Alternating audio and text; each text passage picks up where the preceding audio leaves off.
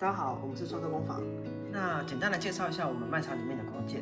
我们卖场里面的光剑呢，目前大部分都是使用投射式的光剑。那投射式的光剑，我等一下会来做一个简单的一个介绍。那目前呢，以台湾的光剑界来说，比较多的就是马可多大大做的，它是以 LED 灯串烧的方式。然后国外有像素刃，有投射式。那在像素刃出来之前，大部分都是用投射式的方式。那就是跟我们目前的卖场里面的光剑一样，都是用投射式的方式。那我先跟大家介绍一下投射式光剑的原理。基本上呢，它就是可以把它想象成它是一个强力的手电筒，从这边打灯打到这个剑刃里面，然后里面也会有一些反光材料，那就可以让这个光剑整体亮起来。那我用给各位看一下。那目前呢，我因为要展示使用，我用比较短的剑刃。那投射式的好处呢，就是说这个剑刃可长可短，你自己变换。那也有比较多的不同的平板的剑刃的样式啊，或者是很多的样式可以做选择，这是投射式的好处。那打坏了的话，你就是换这个剑刃就好，你不用整支做更换。那它的维修上也比较便宜。好，那现在我简单的点亮光剑，还有测试它一些基本的功能给大家看一下。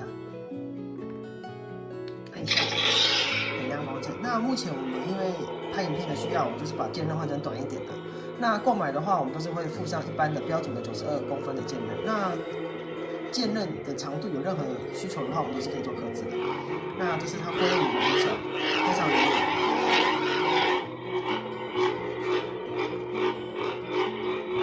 非常灵敏，超级，超级。然后我们有9套的音效，然后颜色也是可以自由做变换的。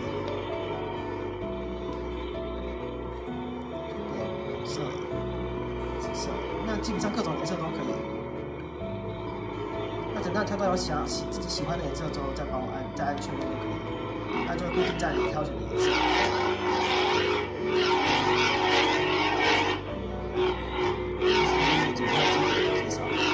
我们总共有9个不同角色的音效可以做切换。那我们所有卖场里面的光剑的芯片都是一样的，那就是插在剑柄的样式，所以会有价格上的差异。那功能都是一样的。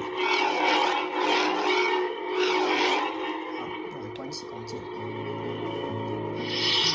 那等一下会做一个亮度的介绍。好，那现在就进到大家最关心的亮度的部分了，因为大家都会担心是不是这个光剑会不会不够亮啊？投射式光剑是不是会有投光不均匀的一个情况发生？那我们就用这个目前应该大家比较手上应该比较容易会有，就是这是马可多的光剑。那我以它来做一个基准，那它这个就是 LED 灯串烧的啊，先慢开灯看看。这是马可多的光剑，还是非常的亮。那这是我就把我们的光剑也是调到一样，所以其实基本上大家可以看到。亮度从影片上来看，基本上是不会有亮度不均匀的情况。亮度基本上也跟马可多的光剑基本上差不多亮。可是从肉眼上看啊，这边会有一点点的，影片上应该是看不出来，在这边会有一点点的稍微比较暗一点点，但其实基本上亮度还是非常非常的亮。光剑颜色把它调到一样的情况下，亮度跟马可多的光剑的一个亮度的比较。整体的亮度会还是非常的亮，不用担心说亮度不够亮的一个问题。那亚克力的剑刃就会稍微比较不亮一点点了，因为这是受限于它的一个光剑材料的一个关系哈。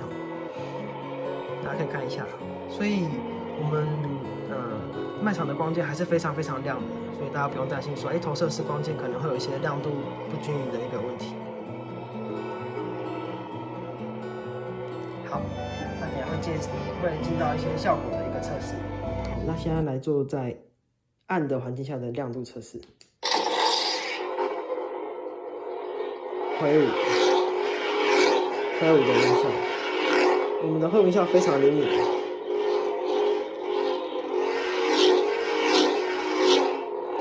停，它挥舞的音效就马上停，非常的灵敏。超级的音效。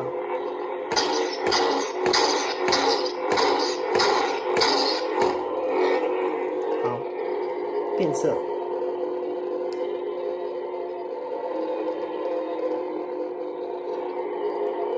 基本上所有颜色都可以变化，都可以自由选择。那卖场里面的芯片，卖场里面的光键芯片都是一样的，就是只差在键柄的一个样式，所以会造成价格的不同。那效果跟功能亮度都是一样的，就是很亮，非常亮，所以不用担心会有一些投光不均匀的一个问题。音效也非常的灵敏。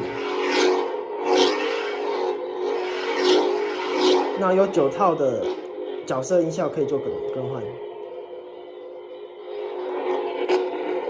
好，那是它关键的一个音效。然后这大力敲都不会坏的。好，那最后跟各位讲一下，那我们虾皮卖场里面所有的光键都是有台湾保护的。那你如果有打坏啊，或者是有些零件需要修理的话，你寄回来给我，那我们都是用成本价帮各位维修。那也不用说担心说，还要寄回到国外，运费很贵啊，或者是维修很久。基本上我们如果材料都有的话，应该2、3天就能修好了。那如果各位想要看一些更细部的每一支光键的介绍，可以到我们虾皮的卖场里面去看，那边每一个卖场个别的光键都有一些细部的照片的介绍。那我们也会拍影片来做一些简单的我们每一季新的产品的一个短的影片的介绍。